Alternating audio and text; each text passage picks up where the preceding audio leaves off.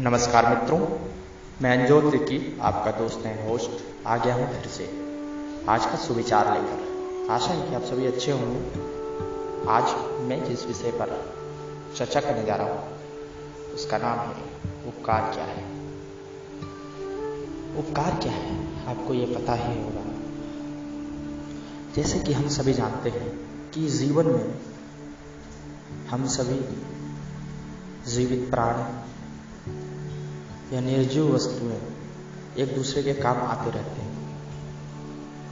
एक दूसरे के साथ दिए बिना हमारा जीवन का निर्वाह असंभव है और हम जीवन की कल्पना भी नहीं कर सकते।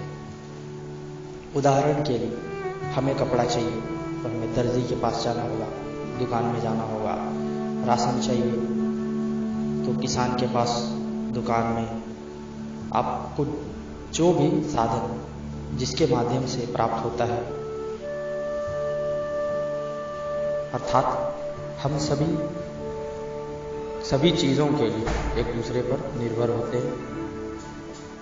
इसी प्रकार पशु पक्षी जीव जंतु सभी जीवित प्राणी एक दूसरे पर अपनी अपनी आवश्यकताओं के अनुसार एक दूसरे पर निर्भर होते हैं। तो मित्रों, आज मैं इसी बात को स्पष्ट करने के लिए एक कहानी लेकर आया हूं, जो कि एक इटली की घटना है। एक लड़का था, वो एक राजा के नौकरी करता था, अर्थात छोटे मोटे काम किया करता था। वहाँ की एक प्रथा थी, वहाँ पर लोगों को मजदूर के रूप में रखा जाता था, बाल मजदूरी कराई जाती थी, अर्थात वहाँ बंधुआ प्रथा थी, जिस वजह से वह लड़का अपने घर नहीं जा पा रहा था। वहाँ उसे खूब परेशान किया जाता था। इस चीज से तंग आकर वह एक दिन जंगल में भाग गया।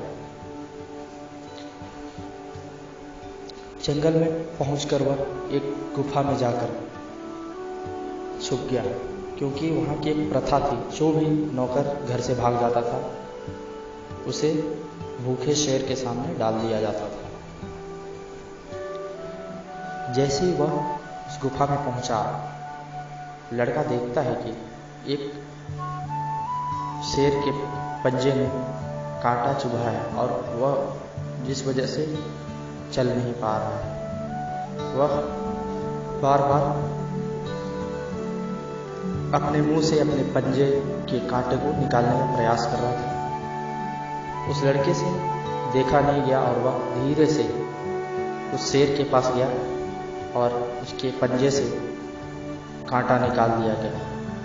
जब राजा के अधिकारी ढूंढते ढूंढते उस जंगल की ओर आए, तब उन्होंने उस लड़के को उस गुफा में पाकर उसे बंदी बना लिया, ले जाकर कारागार में डाल दिया। मित्रों, जिस शेर के पंजे से कांटा निकाला गया था, उसी शेर को जंगल से ले जाकर 5 दिन भूखा रखा गया और उस लड़के को भी भूखे प्यासे 5-6 दिन उसी बंदीगिरी में रहने दिया गया।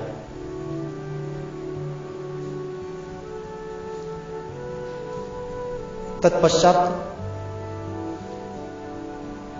सजा के मुकर्रर दिवस पर उस लड़के को शेर के पिंजरे के पास ले जाया गया। नगर के सभी निवासी वहां उपस्थित थे। जब शेर का पिंजरा खोला गया तो वह शेर दहाड़ता हुआ बाहर आया, परंतु जैसे ही वह उस लड़के के पास आया, वह खड़े होकर बच्चे के हाथ को चूमने लगा। यह देखकर सारे नगर के निवासी हैरान रह गए। तब उस लड़के से पूछा गया कि ऐसा क्यों हो रहा है, तो उसने बताया कि मैंने इस शेर के पंजे से कांटा निकाला था, इसलिए उसने मुझ पर हमला नहीं किया। तो मित्रों, इस तरह से हम देख सकते हैं कि शेर ने अपने उपकार का बदला चुकाया। चाहता तो वह उस लड़के को खा सकता था। इस तरह समझ सकते हैं कि जानवर भी उपकार का बदला अवश्य चुकाते हैं, अर्थात हमें एक दूसरे का